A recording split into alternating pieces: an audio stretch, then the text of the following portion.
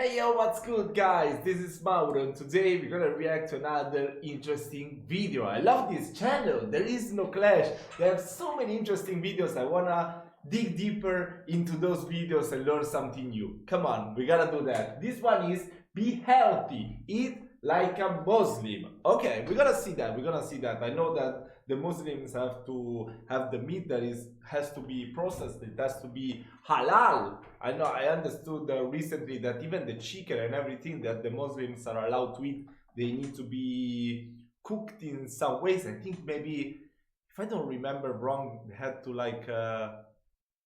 I don't know, that has to be like freshly killed or something like that, you know, when you have to eat it, or it doesn't have to be processed. I don't know, I have a very vague idea. I think that's pretty clear. So without any further ado, you should just check out the video and learn something new. Let's go! Hello and welcome. Today we're going to answer an important health question. Does religion play a major role in your overall health, specifically when it relates to the ratio of omega-6 fatty acids to omega-3 fatty acids in your diet? Let's take a look at some British accent is really the perfect one for this type of videos, especially scientific videos. Disturbing changes in health that have been taking place over the last 65 years or so. Developed countries around the world have seen a major increase in autoimmune diseases like rheumatoid arthritis, lupus, vasculitis, celiac disease and type 1 diabetes. Research published in 2015 in the International Journal of Celiac Disease by Dr. Aaron Lerner at Israel's Technion Israel Institute of Technology suggests three major environmental factors are strongly suspected to drive these. I'm curious about something. Maybe this might sound like a stupid question, but Jewish people and Muslim, do they have the same diet? I think most things are similar, right? I'm not sure though. I mean, I think also Jewish people cannot eat pork, right? Infections, ecology and nutrition. Allergies have also been rising rapidly. 1 in 5 children are diagnosed with some type of allergic disease, including asthma, atopic dermatitis and allergic rhinitis, according to Professor Ines Asher from the University of Auckland in the 1998 edition of the Journal of Clinical and Experimental Allergy. In fact, allergies can now be deemed to have become an epidemic as they've increased so significantly. Professor Thomas Bieber at the Department of Dermatology and Allergy at the University of Bonn is considered to be one of the most famous dermatologists in Germany today. His paper, published in the New England Journal of Medicine in 2008, reveals 15 to 30... Who's that? The father of Justin Bieber? 30% of children suffer from atopic dermatitis, a number that has tripled over the past 30 years. Damn. Dr. Valma Harjutsalo at the Folkhälsan Research Centre in Finland stated in The Lancet in 2008 that type 1 diabetes has now become a serious problem affecting children at a much younger age than ever before, especially in Europe. Crohn's disease, ulcerative colitis and primary biliary cirrhosis, 3 different forms of irritable bowel disease, are also rising at an alarming rate. Interestingly, during this same time, a wide variety of infectious diseases have been on the decline, thanks mostly to vaccines, antibiotics and improved hygiene habits. This has led many scientists to look at diet as the cause of these increases, specifically the proportion of omega-3 fatty acids to omega-6 fatty acids. Dr. Artemis Simopoulos is the founder and president of the Center for Genetics, Nutrition and Health in Washington, D.C. She's published a lot of research into the relation between inflammatory and autoimmune diseases and the ratio between dietary omega-3 and omega-6 fatty acids. She states that the optimal ratio of omega-6, which is inflammatory, to omega-3, which is non-inflammatory, should be 4:1 or lower. The problem is that in most Western diets, the ratio is currently an extremely unhealthy 15:1 or higher. That is insane. This markedly higher ratio of inflammatory omega-6 leads to a host of illnesses and diseases: cardiovascular disease, obesity, rheumatoid arthritis, cancers of many types, depression, etc. These facts are undisputed in the scientific community. Higher amounts of omega-6 fatty acids are killing humans at an astounding rate around the world. Studies published by Dr. Simopoulos since the early 90s also confirm that a high proportion of omega-6 to omega-3 fatty acids causes a dramatic shift in the physiological state of the human body. When omega-6 is more prevalent, pathogenesis of body tissue occurs, including prothrombic, pro-inflammatory and pro-constrictive states, all of which are the very causes of disease. On the other hand, Dr. Simopoulos says scientists have found that a diet higher in omega-3 fatty acids is therapeutic and preventative. People with inflammatory and immune diseases have been helped by a diet higher in omega-3s, while coronary artery disease, hypertension, cancer, arthritis, autoimmune disorders and other inflammatory diseases are all diminished and even prevented when omega-3s are more prevalent. Since diet has been shown to be a causative factor, one needs to look at specific foods in order to see where the problem lies. Pig or pork, for example, produces higher levels of omega-6 by synthesis, which is why it has a much higher level of omega-6 fats. Pork contains up to 14.2 grams of omega-6 per 100 grams of fatty acids, in comparison to... Damn, that is really crazy. I never thought about this way. You know, when you choose the food, like when you pick the food in the supermarket, you always just look like the calories, the proteins, and the fats. But you never even dive deeper into omega-3, omega-6, at least me. Well, thank God that I don't eat that much pork. I mean, maybe once a week or something like that, yeah. But to the meat in cattle or sheep at 2.4 grams and 2.7 grams respectively, as stated by Dr. Michael Enser and his colleagues at the University of Bristol in the Journal of Meat Science in 1996. The reason for this is explained by his university colleague, Professor Jeff Wood, in the 2008 edition of the journal. Professor Wood says it's because all omega-6 fatty acids present in the diet of pigs pass through the stomach unchanged. Then, while in the small intestine, they're absorbed into the bloodstream and incorporated into the animal's tissues as is and unchanged. While in ruminants like cattle and sheep, dietary omega-6 fatty acids are degraded into different fatty acids in their stomach, a process called microbial biohydrogenation. Because of this, only a small portion of dietary omega-6 fatty acids, approximately 10%, are made available for incorporation into tissue fats. Meanwhile, rabbit, ostrich and camel have a very attractive omega-6 to omega-3 profile, but they're eaten on a much smaller scale. In fact, after reviewing the nutritional... I never tried to eat camel meat. How would it even taste like? I mean, rabbit meat, yes, it's pretty popular here in Europe. It's pretty good, I love it. But camel meat, wow, that's crazy. Let me know if any of you has tried camel meat. Let me know in the comments. Come on, I want to know, what is it like? The value of rabbit meat from 50 publications, the omega-6 to omega-3 ratio in rabbit flesh makes it very attractive for health purposes, as stated in 2004 by Dr. Sylvie Coombe. Let's eat all the fucking rabbits in the world, come on! Let's leave the pigs, let's eat all the rabbits, let's go! Just kidding, come on. World's top agricultural research institute and the world's #2 centre for the agricultural sciences, the INRA. Camel, as well, has been found to have an ideal ratio of omega-6 to omega-3, almost 3 to 1, according to Dr. Omar Abdelhadi of the University of Cordovan, writing in the Journal of the Saudi Society of Agricultural Sciences in 2017. Yeah, probably Saudi Arabia. Ostrich meat also has a high level of omega-3 fatty acids. Ostrich, oh my god, that's crazy! I think I've tried once the eggs of ostrich, but the meat, I think that's gonna be really expensive because that's pretty rare, so you gotta import it. Yeah, that's gonna be crazy. And people, they are so fucking bastard, they want to kill us all. Pig meat is like the cheapest meat that you can find. Come on. Oh my god, they want to kill us all. That's a conspiracy. Oh my god. Research published in the Journal of Food and Nutrition Research in 2014 by Dr. Xavier Medina and Alicia Aguila at Spain's University of Catalonia reveals that more than 8% of the polyunsaturated fatty acids in ostrich are omega-3. Scientists like Dr. Klitos Mappier at Stellenbosch University in South Africa have also found that processed beef products which have had perirenal fat added to them could possibly be a better source of CLNA, that's conjugated phenylic acid, which has been shown to have anti-inflammatory, anti-carcinogenic and anti-obesity properties.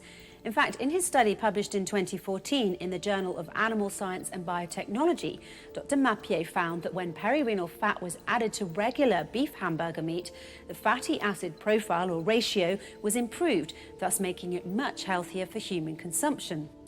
If we look at shellfish now, lobster, crab and crayfish, Not a fan of shrimps seafood. and mussels all have a very healthy and attractive omega-3 to omega-6 ratio.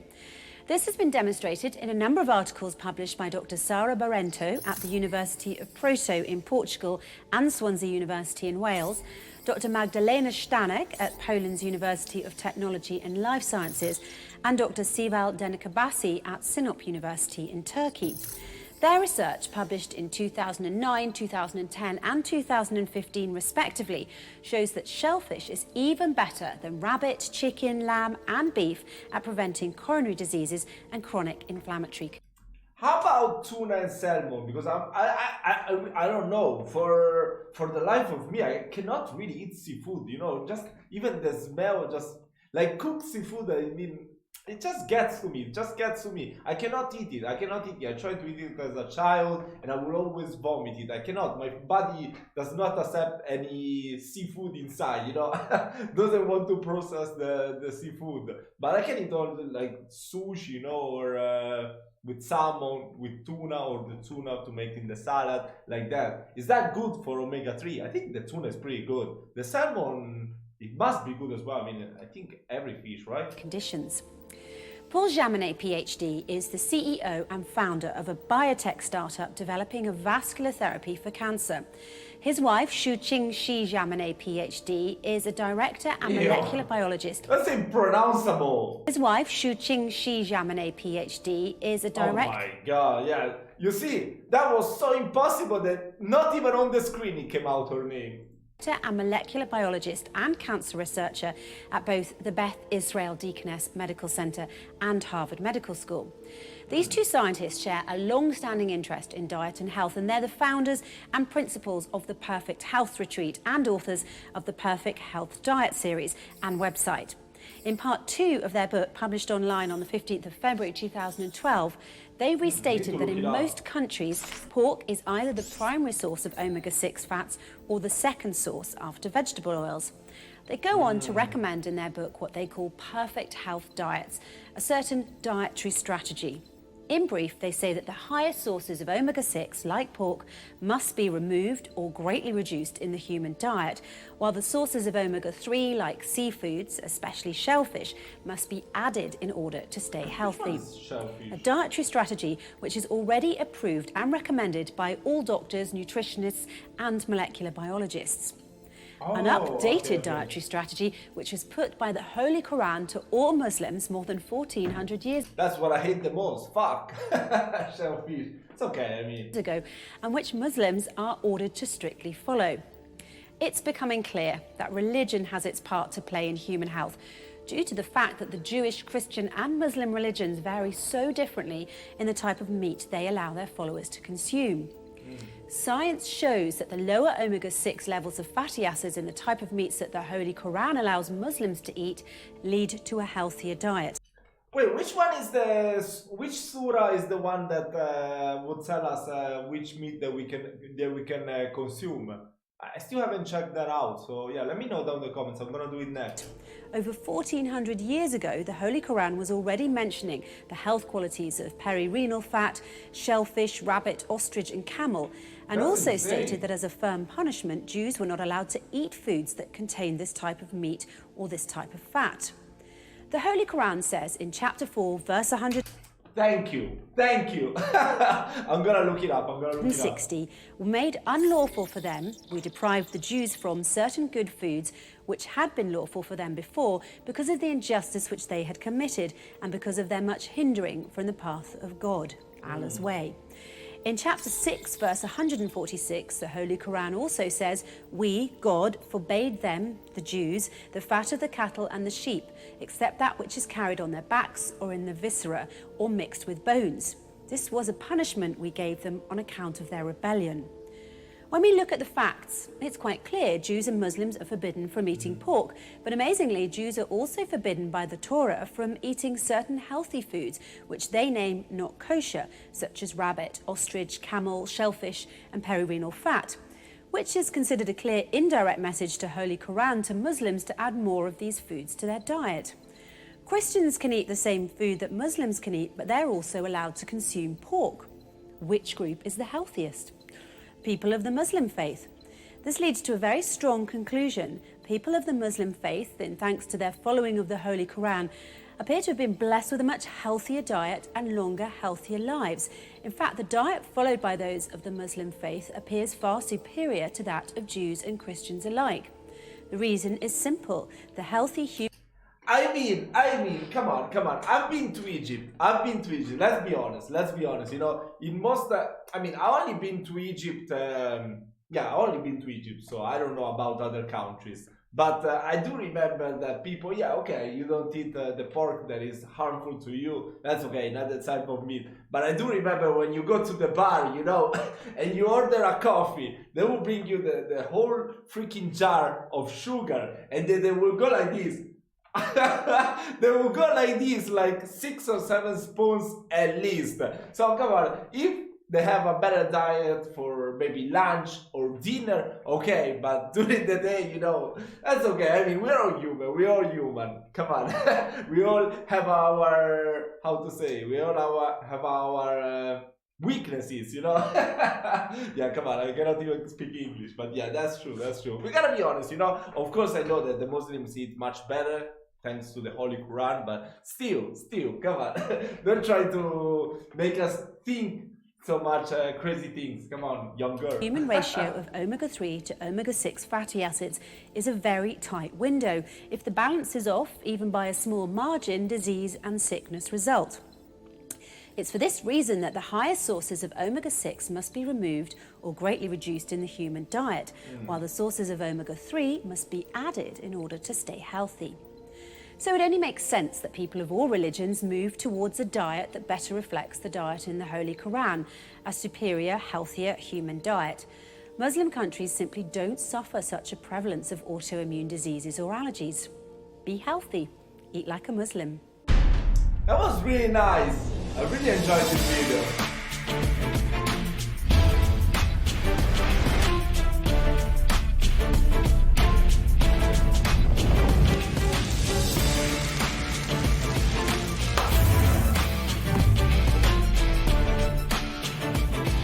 That was really nice. That was a really beautiful video. I like it. We need to keep on reacting to this channel. I like these scientific videos that, they're really entertaining. I like to learn something new. I didn't know about this, the omega-3, omega-6.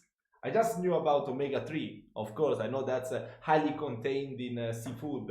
I didn't know it was highly contained also in rabbit meat or ostrich meat or camel meat. I mean, I've never seen in my life ostrich or camel meat.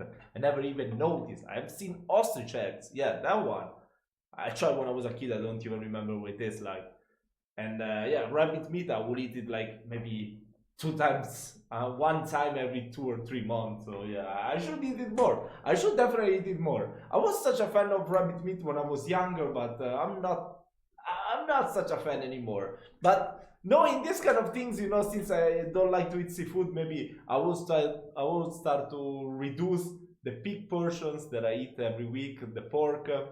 Because my problem is not that I almost don't buy pork. I will just buy like ham or salami or raw ham, those kind of things, prosciutto. I don't really buy that much pork steaks or whatever. Or bacon, not even, I mean, I like everything, but I'm not such a fan of that. So yeah, I need to remember this. I'm gonna search for that book. I want to read that book because I want to follow a better diet too. So yeah, guys, I hope you've enjoyed my reaction. If you have any more recommendations, no, even better, tell me which surah will tell us those things, you know, the punishment to the Jews and what the Muslims are allowed to eat, because I want to check it out. Then we should make some reaction to the Jewish religion as well, because I want to learn more about each religion. I know that many of you are like, no, you gotta convert, you gotta follow the right path, but still, come on, I need more information. So it's not that I want to stop being a Christian. Of course not. Maybe someday that can happen. You never know in this life. But still, I want to know everything about every religion first, just for my personal knowledge, to grow as a person and understand all the differences in various cultures. So yeah, guys, please keep on recommending me more stuff, and I'm gonna react to those recommendations as soon as possible. Okay, guys, this is it for today. I wish you a happy new year, and I will see you next time.